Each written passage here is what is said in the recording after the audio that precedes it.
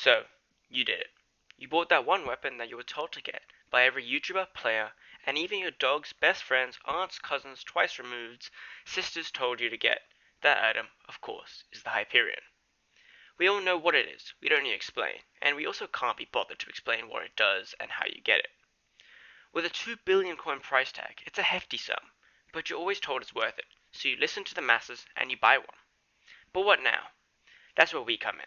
We've made a list of uses and things you can do with your brand new weapon. That list, of course, is impossible to fill, so we gathered as many uses as we could think of that are commonly used by the majority of the player base. Frag Running. A popular use for the hype is frag running. It's easy, does not require the best gear, and is solid money per hour at any time.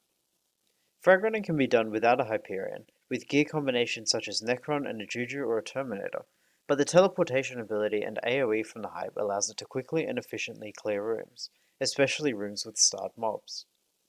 The only other gear needed besides the Hyperion is Storm Armor and a mage set such as a Sheep, both of which are relatively cheap and easy to get compared to a hype, and as a mage this gear is a requirement for good mage stats inside dungeons.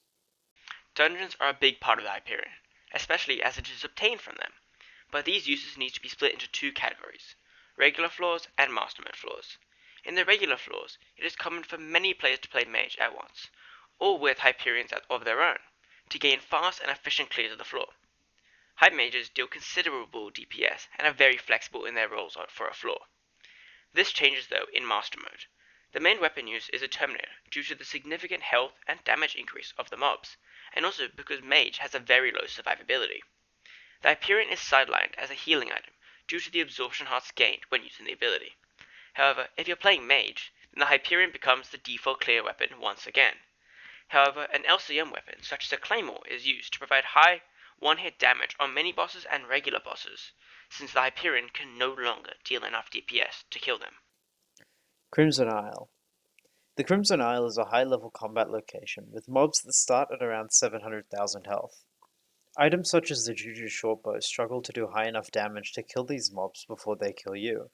The Hyperion, on the other hand, can easily do over 1 million damage in a single click, killing most of the mobs on the island in one hit. An even better example is mini-bosses in the Isle. Bladesoul, Barbduke, and Mage Outlaw all have a lot of health and deal significant damage, but with the Hyperion, these mini-bosses can be shredded.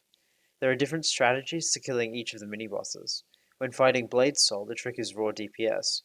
This is the same with Barbduke, who even has a special cheese plot which allows players to avoid all the damage Barbduke can do.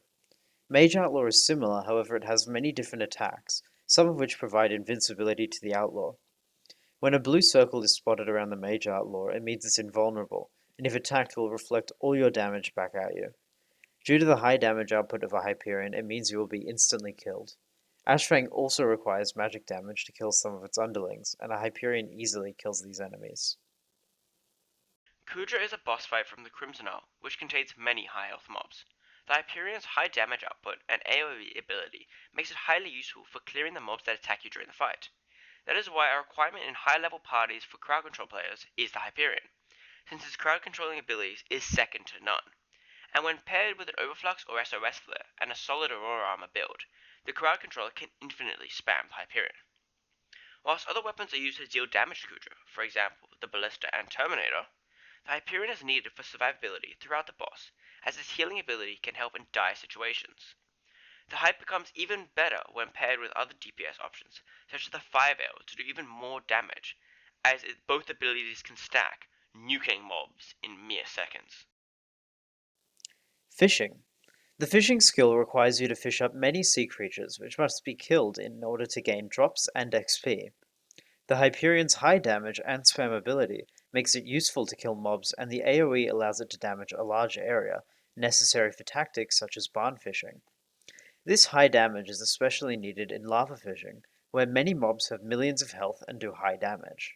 Many players utilize the Hyperion directly after a catch to kill the creature before it hits them, whilst also using pet rules to switch to a pet that can provide extra fishing XP or magic find before casting again to repeat the cycle. The two main slayers that a Hyperion is used for are Tarantula and Enderman.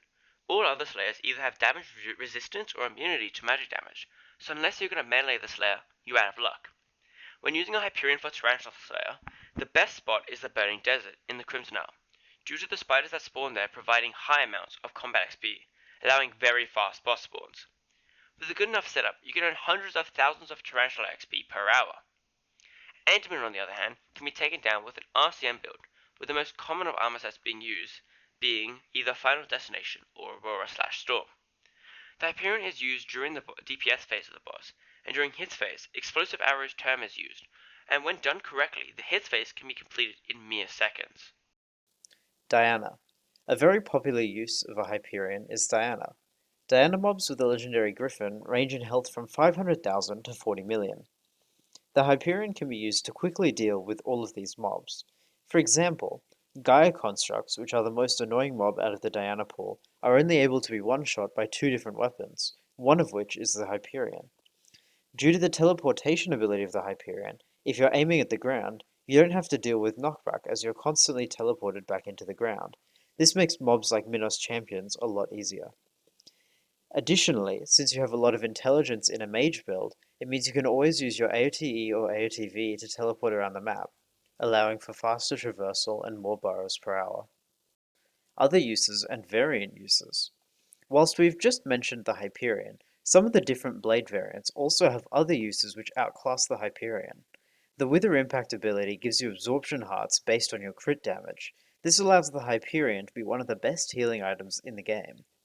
However, when converted to a Scylla, this ability becomes even more powerful, especially with the Suspicious Reforge allowing it to give significantly more healing.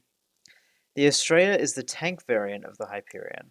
Whilst it is completely outclassed in damage, it provides 350 base defense and 50 base true defense on the weapon. Once upgraded to provide even higher stat buffs, it is a truly amazing tank item. Since it gives so much defense, many tanks in higher Master Mode floors hold out the Estrella to allow them to survive much more easily. Finally, the Valkyrie, which is the melee counterpart, does provide a lot of DPS due to it providing a high base damage and a high base ferocity. This means that it can provide high DPS, but it is easily outclassed by weapons even cheaper than it, like the Giant Sword or the Shadow Fury.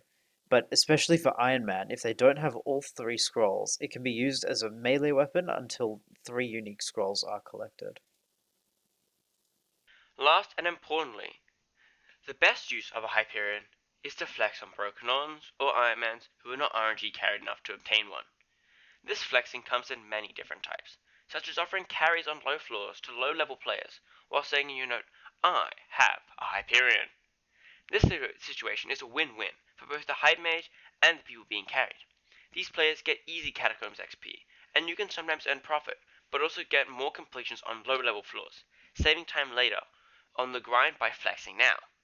Another method is going to major hubs and spamming Hyperion in the middle, so if anyone has explosion particles on, they can see that you indeed have a Hyperion, and immediately leave the hub, as it is really, really annoying. This serves no purpose, but is still a rite of passage for all new hype mages. Thank you all so much for watching. Shooter and I hope you have an amazing day and utilize whatever information you got out of this video. If you can, please like and subscribe. We are skyblock players after all, and we love when big number get bigger.